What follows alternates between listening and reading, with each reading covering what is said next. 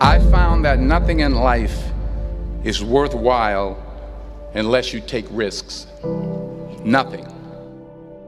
Nelson Mandela said, "There is no passion to be found playing small and settling for a life that's less than the one you're capable of living."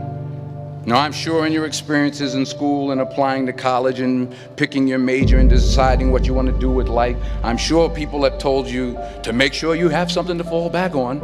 Make sure you got something to fall back on, honey. But I never understood that concept, having something to fall back on. If I'm going to fall, I don't want to fall back on anything. I want to fall forward. I figure at least this way I'll see what I'm going to hit. Without consistency, you'll never finish. So do what you feel passionate about. Take chances.